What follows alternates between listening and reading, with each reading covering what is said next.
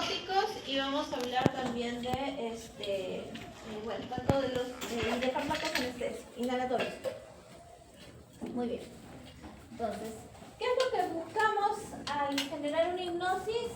El sueño inducido, ¿no? El sueño inducido que obviamente va a generar una depresión a nivel del sistema nervioso central, que va a generar la necesidad de tener que intubar a un paciente, ¿no? Como vemos en imagen, vamos a tener que intubarlo por medida de protección para que este paciente, por si quizás empieza a hipoventilar, lo podamos asistir de una manera adecuada, ¿sí?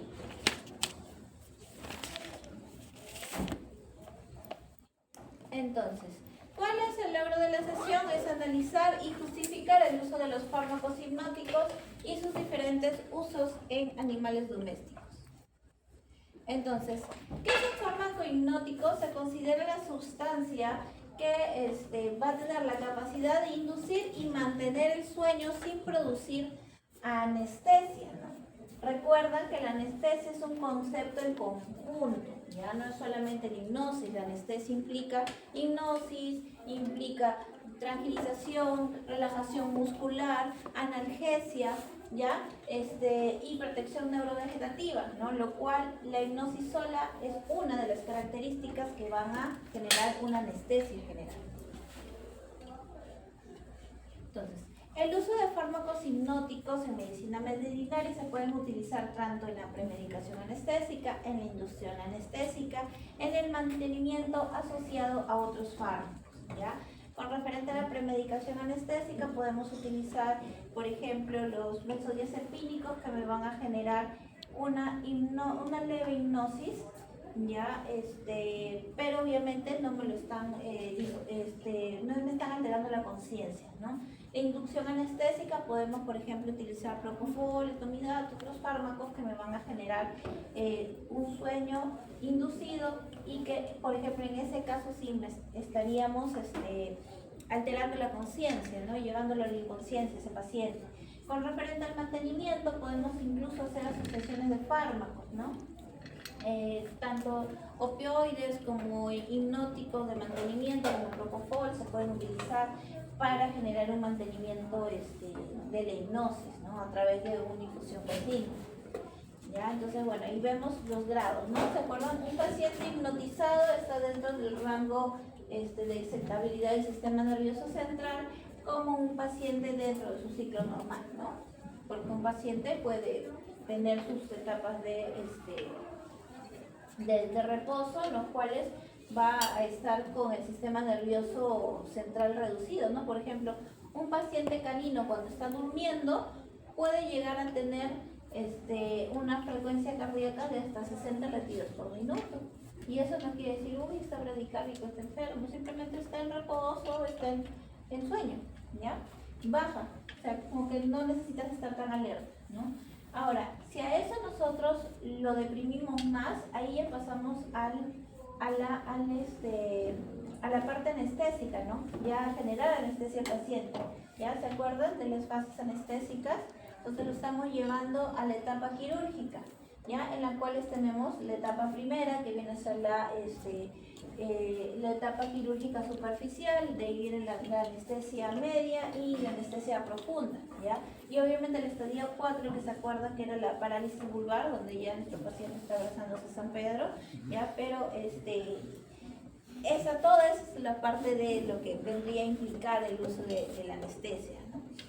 Ahora, dentro de los hipnóticos, como les decía, tenemos los benzodiazepínicos, midazolam, diazepam, los barbitúricos, el fenobarbital, el pentobarbital, el tiopental, hipnóticos que no son barbitúricos, propofol, etomidato, ketamina, aunque ketamina más me genera un efecto cataléptico, pero digamos que dentro de un conjunto de uso con otros fármacos me va a ayudar a promover más la hipnosis, ¿no?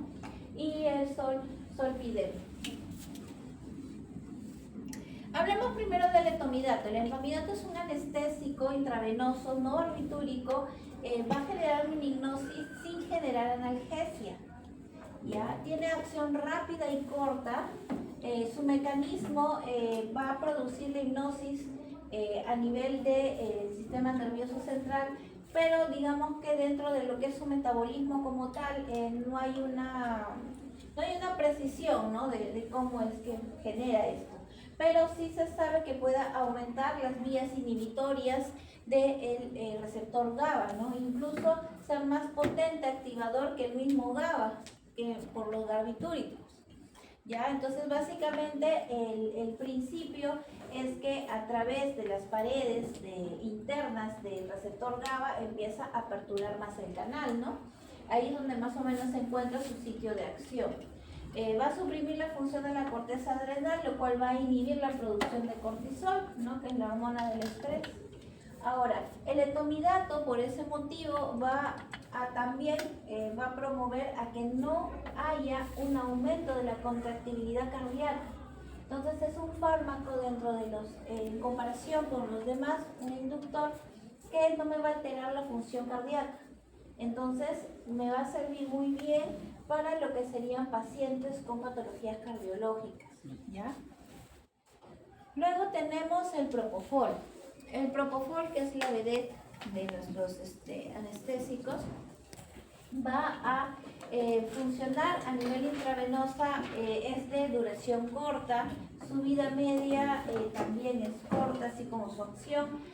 Va a utilizar una emulsión, es una emulsión inyectable de color blanca, ¿no? ¿Por qué es blanca? Porque sus coadyuvantes que se encuentran dentro de la formación del propofol están hechos a base de lecitina de huevo, de glicerol, que tienen esa coloración. Ahora, por esta característica es que este fármaco tiene que estar guardado a temperaturas bajas, ¿ya? ¿Esto por qué? Porque la lecitina de huevo, al tener bastante aporte proteico, va a servir como fuente de alimento, por decirlo así, a las bacterias, ¿no? Y eso va a promover la replicación bacteriana y me va a contaminar el producto. Por ese motivo es que se guarda en refrigeración, ¿ya? Inducción ultra rápida y permite la intubación traqueal.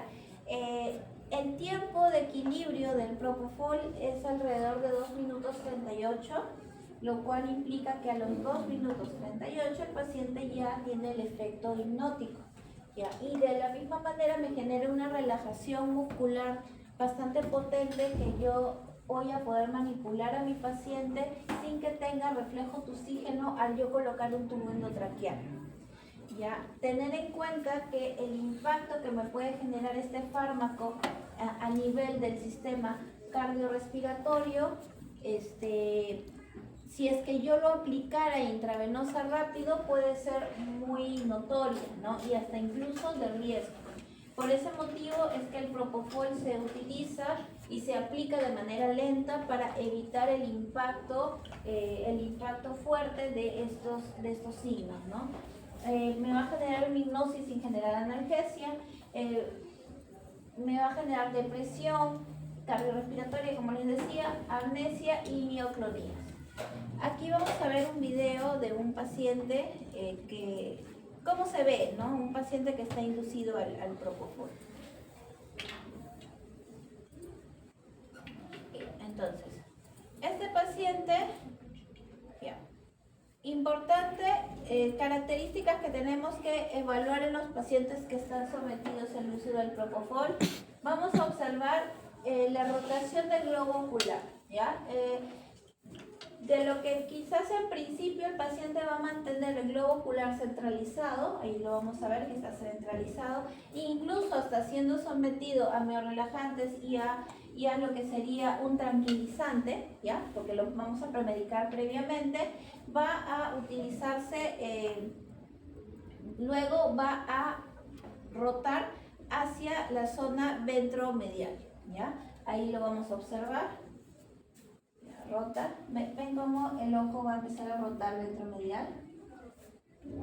A medida que vamos profundizando al paciente, el ojo va a rotar. ¿Qué más se va a presentar? Se va a presentar una baja sensibilización a nivel palpebral, ¿no? Va a perder el reflejo palpebral, así como también va a tener una relajación mandibular, ya por el excelente relajación muscular. Entonces todo ello me va a permitir poder intubar al paciente sin ningún problema, ¿no? Se le puede estirar la lengua, la boca y se le puede colocar el tubo, ¿ya?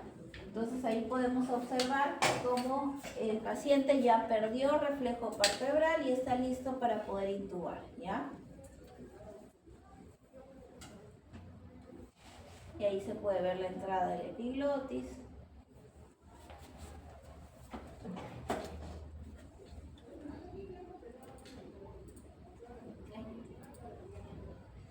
Listo, entonces, ya, este video no se ve, pero les voy a explicar, ¿no? Entonces, ¿qué signos clínicos vamos a ver? Primero vamos a ver que va a haber una pérdida de reflejo de deslizamiento, ¿no? El paciente va a estar, ya se le va a caer la cabeza, así como han visto al perrito que ya no lo mueve en la cabeza y ya no tiene la capacidad de estar erguido, va a tener pérdida de reflejo de enderezamiento.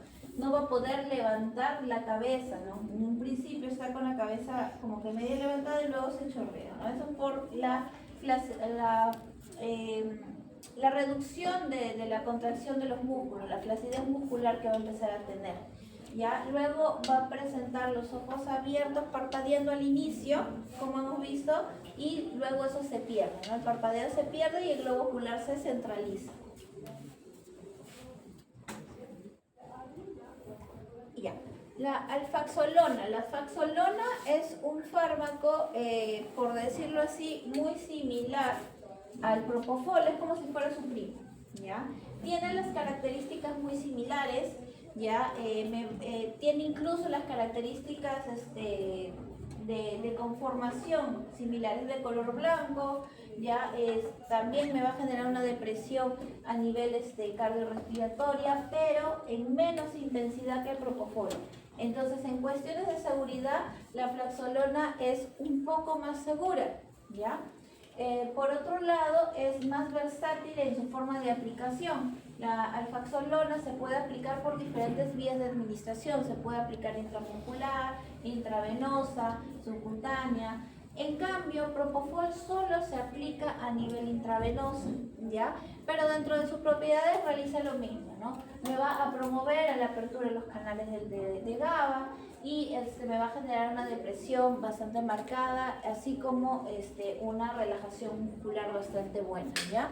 Es bastante utilizado en caballos de alto valor porque es un medicamento bastante costoso. Se puede usar en perros también, pero por cuestiones de elección en base a un tema económico, ya que alfaxolona como propofol funcionan bastante similar, es por ello que el propofol es más popular. Ahora hablemos de anestesia inhalatoria. ¿Ya? Bueno, vamos a conocer acerca del apropiado uso de los equipos, de los materiales, lo que necesitamos realizar en una anestesia inhalatoria. Vamos a aprender cómo funciona el equipo, ahora les voy a explicar cómo funciona y las características principales del fármaco inhalado. Fármacos de administración por vía inhalatoria tienen el objetivo de conseguir la concentración adecuada a nivel del sistema nervioso central para permitir que el paciente entre en una hipnosis, analgesia y anestesia. Actualmente utilizamos los éteres halogenados, que son líquidos, ¿ya? Por ejemplo, de aquí es isoflurano, ¿ya? ¿Y cómo vemos que es el isoflurano? Es líquido, ¿ya? Pero uno dice líquido, pero no es inhalado. Sí, esto en el vaporizador, este es el vaporizador. Ahora les voy a explicar en un rato que lleguemos a la parte de las partes. Ahí se explica. Este es el vaporizador. Aquí es donde se va a aplicar el fluido, ¿ya? El líquido se aplica aquí. Vamos a ver que con él se va llenando. Y este aparato es el que va a realizar que ebullicione el líquido y se convierta en gas.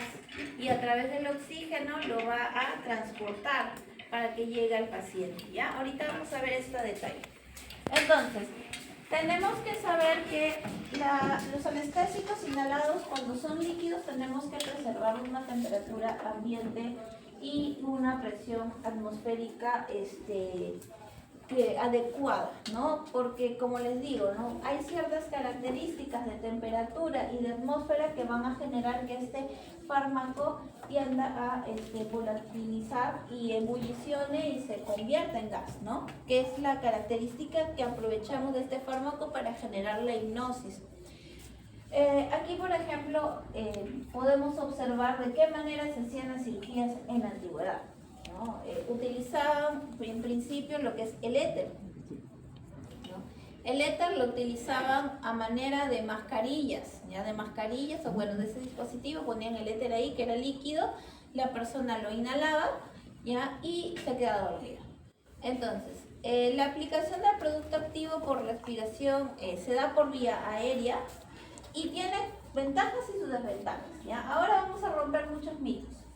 Ventajas: es de fácil control de la anestesia, o sea, como puede metabolizarse muy rápido, entonces me va a mantener bien al paciente, digamos, yo lo coloco a 2 camas, ¿no?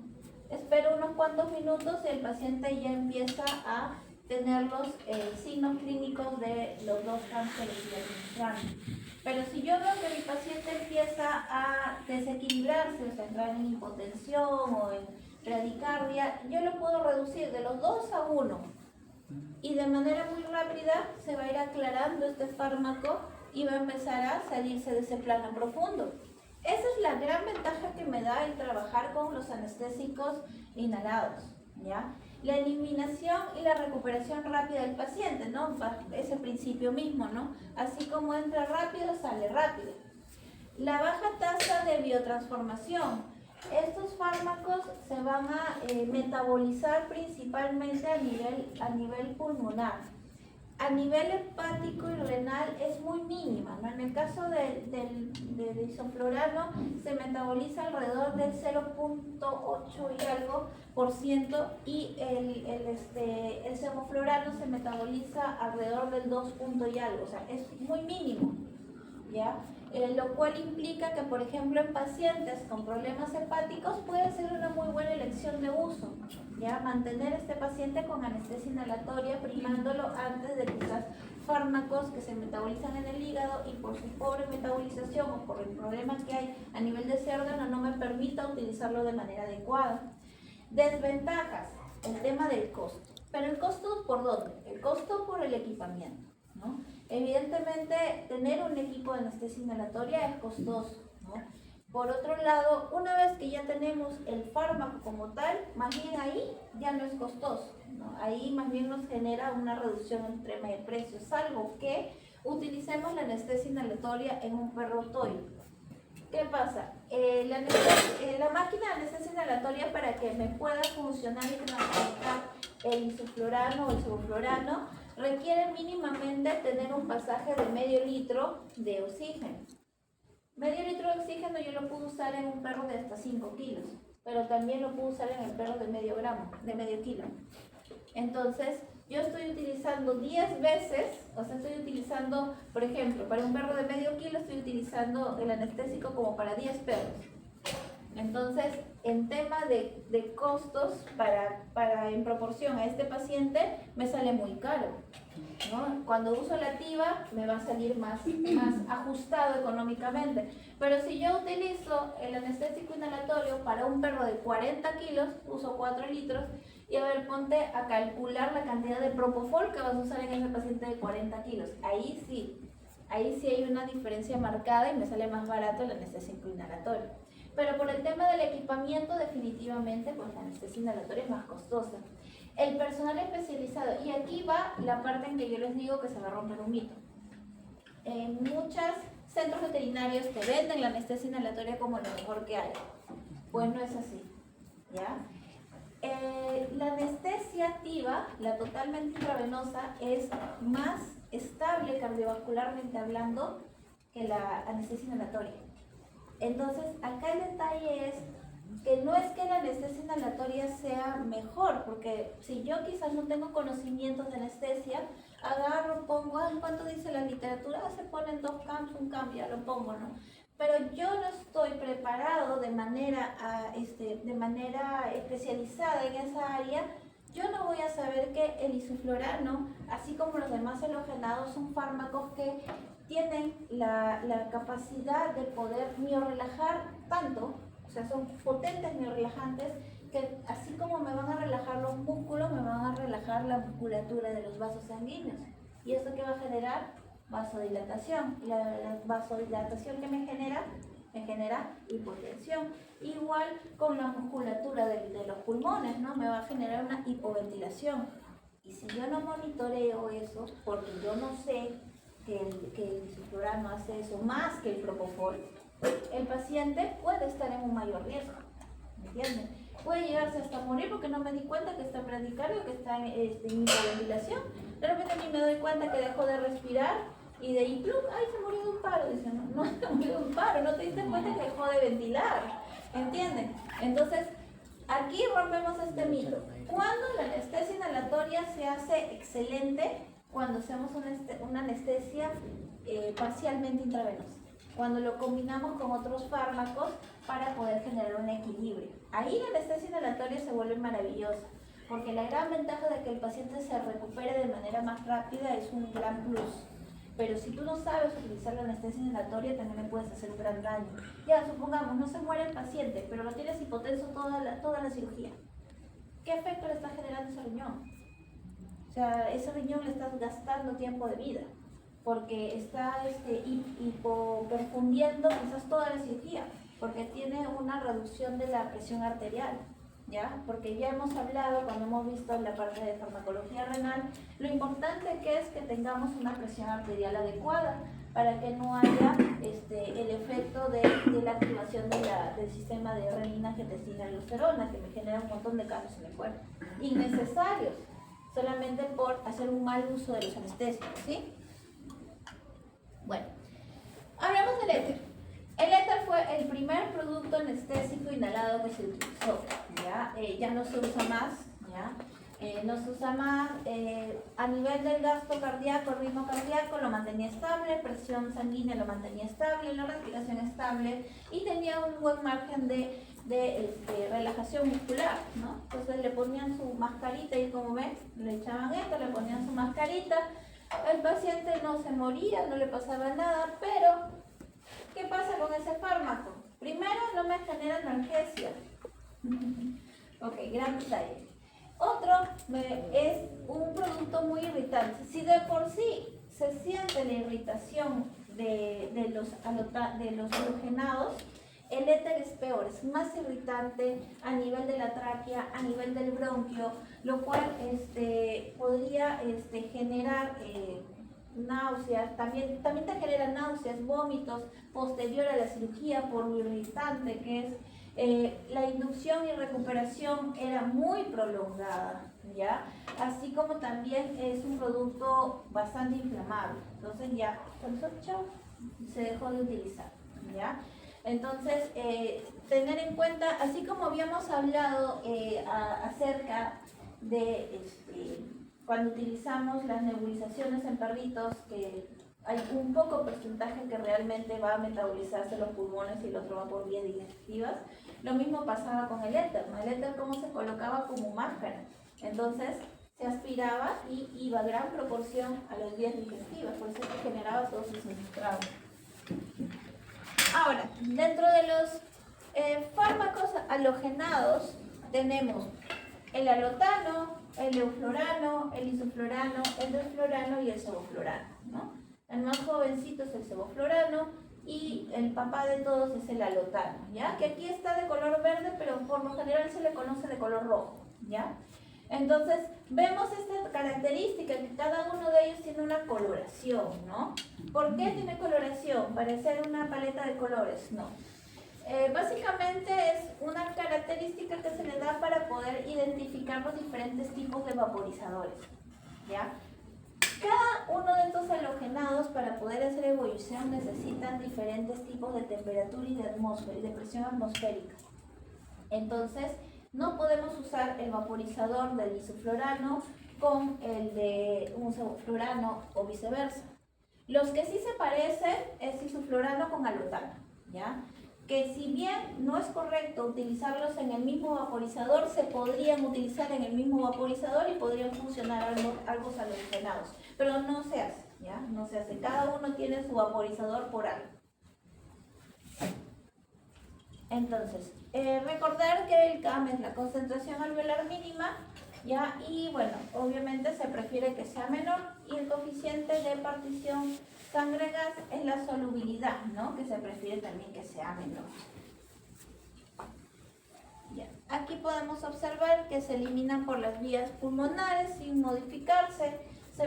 La metabolización es mínima por oxidación enzimática a través del ciclocromo P450, que genera compuestos hidrosolubles que se eliminan por vía renal, ¿ya? Más allá de ello, su mecanismo de acción es un poco desconocido. El halogenado como el isoflorano, que es el que más utilizamos, tener en cuenta que tiene un olor pungente, resistencia a la inhalación. Es por ello, cuando no está premedicado el paciente, es por ello que en realidad lo ideal para poder anestesiar a un paciente es premedicándolo, incluso a los pobres roedores. ¿Ya? A los roedores no es adecuado agarrar y ponerles el isoflorano. Ay, verdad, yo tenía un video de eso, antes de terminar, pero voy a ver si lo tengo en mi drive. ¿Verdad? Eso también debería cargarlo. Justo tengo un video donde hay una comparación de la inducción anestésica con isoflorano a un hámster y premedicándolo y de ahí induciéndolo.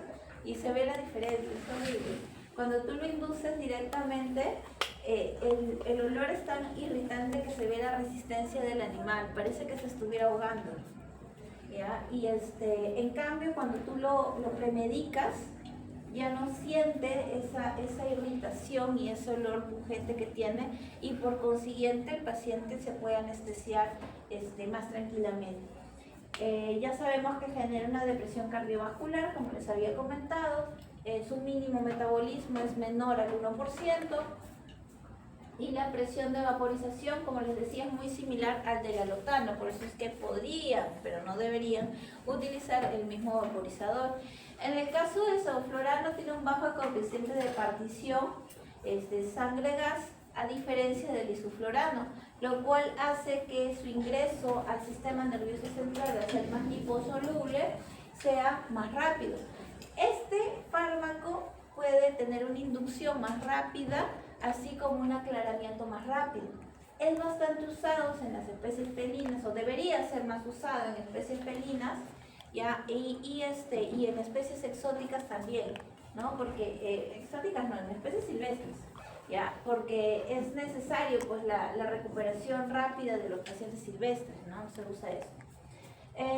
Rápida inducción y recuperación, ligeramente menos depresión respiratoria que el isoflurano. A nivel cardiovascular, la depresión es igual con ambos fármacos y es menos potente que el isoflurano, que quiere decir que requerimos mayor cantidad de fármacos, ¿ya? Entonces, por ejemplo, el isoflurano en un perro se utiliza a 1.2, 1.3 cams. El sevoflurano en un perro se utiliza entre 1.9 a 2.3 de isoflurano, ¿ya? Lo cual hace que obviamente el isoflurano, ya de por sí que es más costoso, al utilizar mayor cantidad de cams se te acaba más rápido, ¿ya? Por eso es que quizás es más popular encontrar el uso del isoflurano en los diferentes centros médicos, ¿ya? Muy pocos contienen los dos, ¿no? Isoflurano y sevoflurano. Pero si pudiéramos diferenciar, lo ideal sería sevoflurano para aquellos pacientes pues, que requieren una recuperación más rápida y en felinos, ¿no? Usar vaporizador diseñado para el sevoflurano. El desflorano, ¿ya? También es uno de los más recientes, ¿ya? Necesita temperatura controlada y presión alta. Es menos potente que los otros agentes inhalatorios modernos, por eso es que no es tan popular, ¿ya? Como observamos, se utiliza mayor cantidad de CAMS, tiene un menor coeficiente sangre-gas y económicamente es mayor, entonces no es tan útil para nosotros. Muy bien, entonces aquí pasamos al equipo, ¿ya?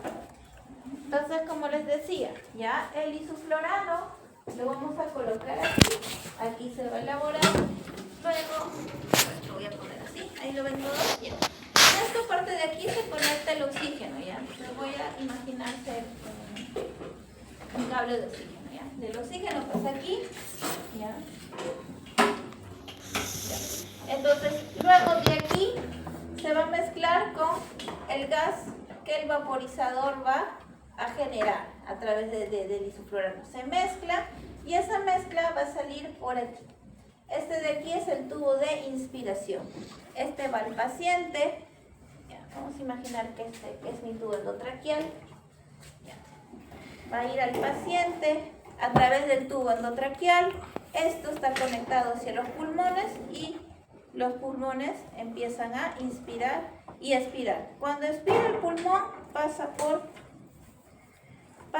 el tubo de expiración. Este tipo de sistemas que son que pueden ser semicerrados, ¿ya? Ahorita por ejemplo está abierto, ahorita les voy a explicar por qué está semiabierto. ¿Ya? Aquí lo cierro, entonces ¿qué pasa? Entra de la expiración, entra la calzodada. ¿Y qué pasa aquí en el caníster donde está la calzodada? Se queda el dióxido de carbono. ¿Ya? ¿Para qué? Para limpiarme los restos de isoflurano y regresarlos al sistema. ¿Ya? Este tipo de sistemas me ayudan a reducir la cantidad de isoflurano que voy a utilizar.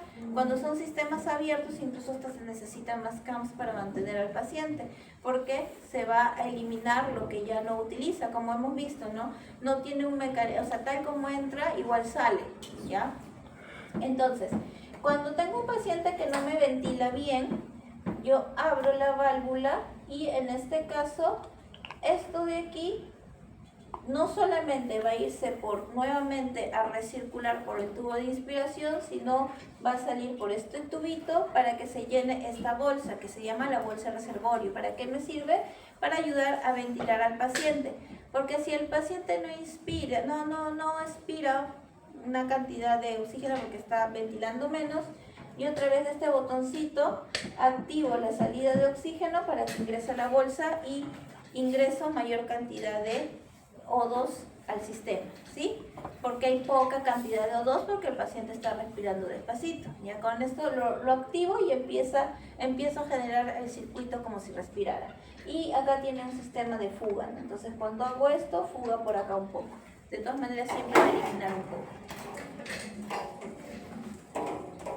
Bueno, este es un sistema en Y que se utiliza en pacientes grandes y este de aquí es un sistema de Robert Jones que no usa la reinhalación, entonces va directamente conectado aquí y aquí va al paciente, ¿no? Entonces tengo la bolsa más cerca al paciente para poder ventilarlo. Esto es cuando utilizo pequeños volúmenes, ¿no? En realidad no con esta bolsa, debería usarlo con una bolsa pequeña. ¿Ya? ¿Cómo regulo la cantidad de oxígeno que voy a usar en mi paciente? A través de este flujímetro. Aquí me va a decir cuál es el volumen de oxígeno que voy a utilizar para mi paciente, todo dependiendo del peso de mi paciente. ¿Cómo sé cuántos CAMs voy a utilizar? A través de esta válvula. Aquí por ejemplo, acá dice 0.1 CAMs, 1 CAM, 2 CAMs. Acá dice por ciento, ¿ya? Que es lo mismo que CAM. Cuando te dicen 2.3%, ahí son 2.3 CAMs. Es aquí, por ejemplo, ¿ya? ¿Sí? ¿Quedó claro cómo se usa? Profesora, ¿el vaporizador? Dime. ¿El vaporizador cuál es? Ah, es este. Este de aquí. Ah, sí. Este es el vaporizador. Este se conecta con el oxígeno que entra aquí atrás. Y de ahí pasan acá.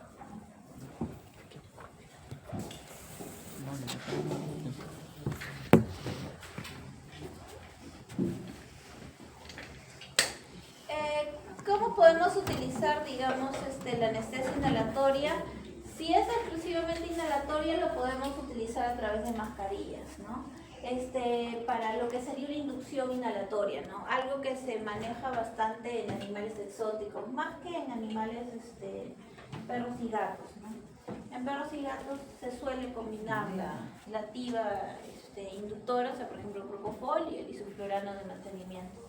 Pero en otras especies, como por ejemplo los conejos, los cuyes, o los ratones, o sea, propofol no usamos mucho por el rápido metabolismo, ¿no? Entonces no nos sirve mucho para lo que sería una buena inducción. Entonces inducimos con gas y ya de ahí lo mantenemos con gas, ¿ya? Y también se puede usar evidentemente conectándolo al tubo endotraqueal.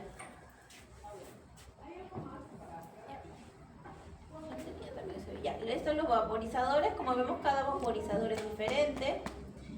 Y listo. Ahora les voy a mostrar estos videos, ¿ya?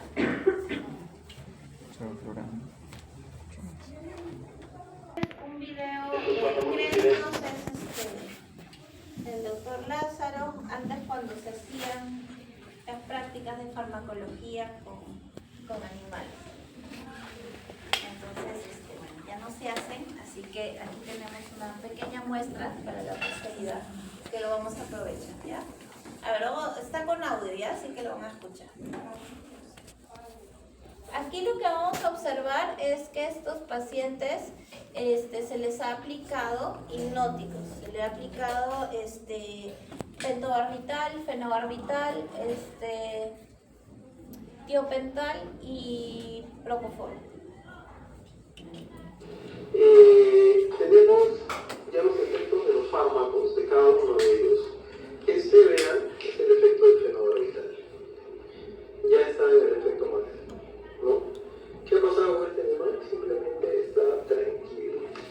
No tiene un efecto hipnótico, ¿no? ¿Se encuentra este animal? No sé, claro, está con cierto reflejo, si lo estimulamos por caminar, está muy bien quieto, ¿ya? Básicamente sería el efecto que ustedes también tenían en un paciente cuando se le aplica el fenobarbital para tratamiento de convulsiones. Los pacientes convulsivos, cuando son tratados con barbitúricos, tienen este comportamiento, son más letárgicos, están más calmados, más quietos, ya pierden un poco la movilidad. Vean la diferencia con el pentobarbital, que es este de acá. ¿Cómo lo ven? El pentobarbital.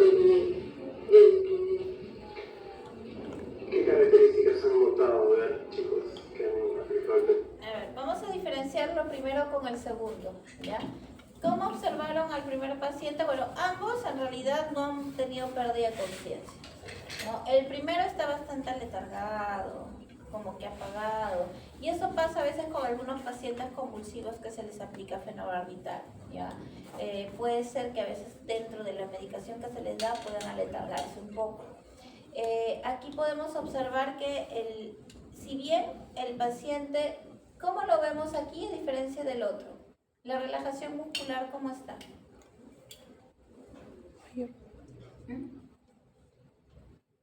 Se ve más flácido, ¿no? O sea, tú puedes moverlo así, el paciente se mueve.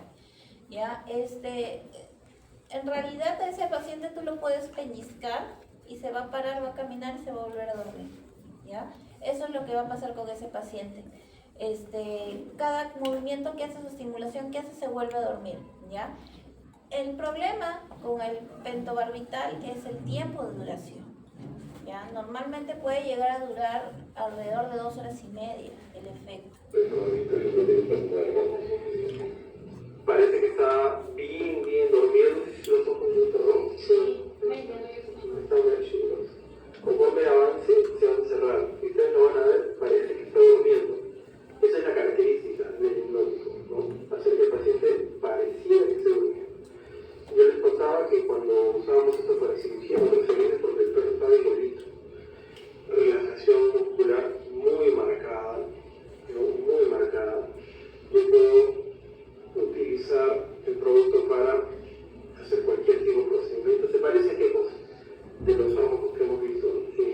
¿Con qué combinación? Claro, de las combinaciones tiene un parecido, ¿no? Pero es un solo fármaco, ¿no? Esta ratita, por lo menos, va a recuperarse, estamos de la 1 a las 3, 4 más o menos. Vamos a avanzar, ¿ya? Porque es un barbitúrico de acción corta. Pero si vemos, mantiene la ventilación, ¿ya? O sea, no alterado a nivel respiratorio, al menos la dosis que se utilizó. Estos dos, Por eso es que justo ahora incluso sus compañeros que van a exponer la parte de fármacos eutanásicos lo van a mencionar.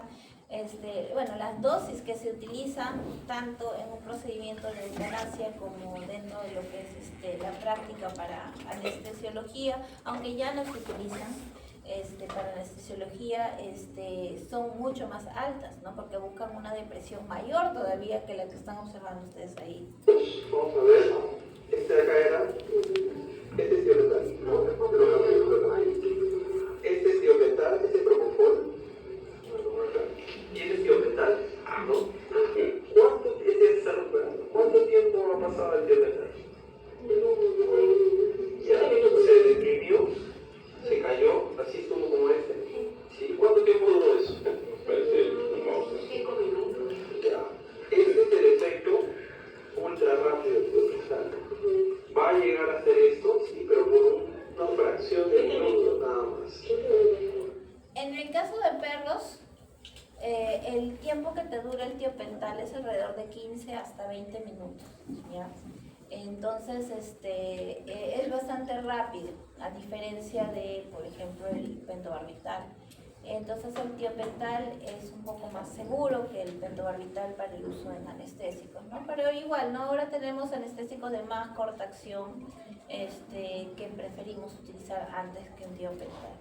Pero entre los dos barbitúricos, preferible, más seguro, ¿no? Es el uso del tiopental. No, el efecto total dura 30 minutos. Este animal ya está recuperado y seguramente a las 2 de la tarde ya va a estar cocinado, ¿no? Por eso es un barbitúrico de otro tipo de acción, ¿ya? Ha estado así, pero solamente un periodo muy cortito, ultra corto, ¿ya? Aquí se ha visto bien el efecto del tiopental como si no me acuerdo. Y este es el segundo. Este es el segundo propofol, ¿ya? El primer propofol fue ese, pero creo que en el Estado Unidos. Por acá. Este fue el primer propofol, que yo creo que es por el tamaño, ya nos han dado un peso que no es. Le pusimos y no pasó nada. Pero a este le hemos puesto, ¿cuánto pasado? ¿Qué tal echado? Nadie lo tiene, ¿qué es eso? Él ya está recuperando, Podemos observar la flacidez que tiene el paciente con propofol. Es muy similar que el que tiene el pentobarbital, ¿no es cierto?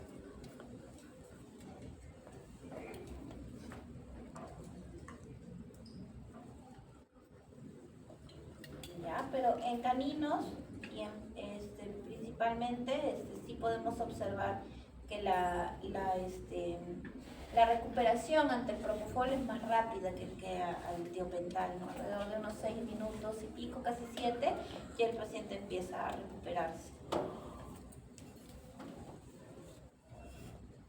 Aquí tenemos otro donde podemos observar el uso del propofol en pacientes, ¿no? Más o menos similar al que vimos anteriormente para ver la rotación del globo ocular.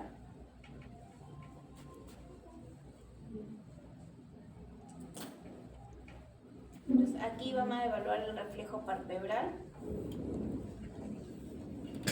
A través de la evaluación del reflejo palpebral también podemos observar, junto con lo del globo ocular, observar qué tan profundo superficial está el paciente.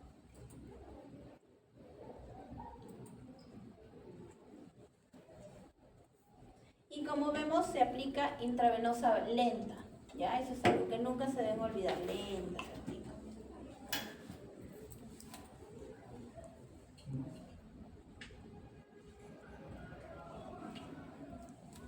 Ahora sí, ¿no? Ahora sí parece que ya está.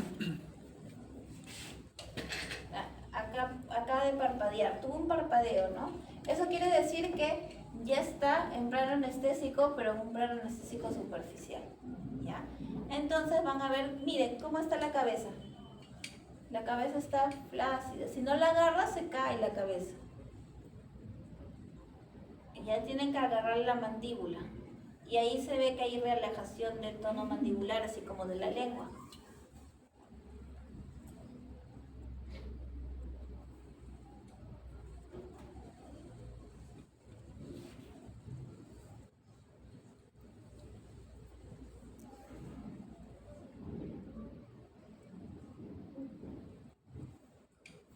ahí se pasa a intubar, ¿no? Y ahí vamos a ver quizás el reflejo oxígeno ligero que empieza a hacer. ¿Ves? Ahí se siente su respiración.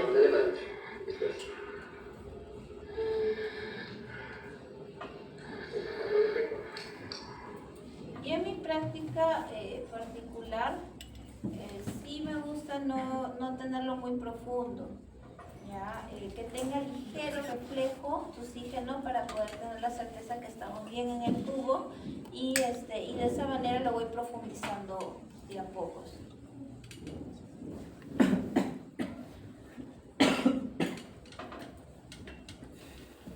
¿Ya? Y un poco para diferenciar cómo es el manejo en otras especies, aquí tenemos un caballo, ¿no? Los caballos, digamos que la parte de la premedicación y la inducción se hacen en un área especial que se llama el box de inducción, porque es un área que está preparada para evitar que el caballo se golpee, ¿no? Se lesione, porque evidentemente sabemos el temperamento del caballo y al ser sometido a algunos fármacos en etapa de excitación podría querer golpearse o en el momento que está sintiéndose mareado golpearse.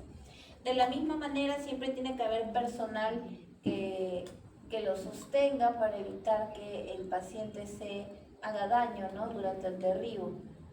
Una de las consecuencias bastante comunes de la práctica en inducción en caballos es las fracturas, ¿no? Entonces, ayudándolo evitamos ello.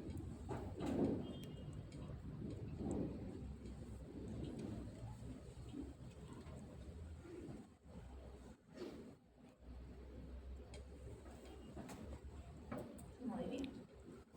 Entonces, chicos, podemos verificar que ya está el informe para que lo puedan desarrollar. Por favor, desarrollenlo en grupos. No quiero tantos informes, no me lo desarrollen personal.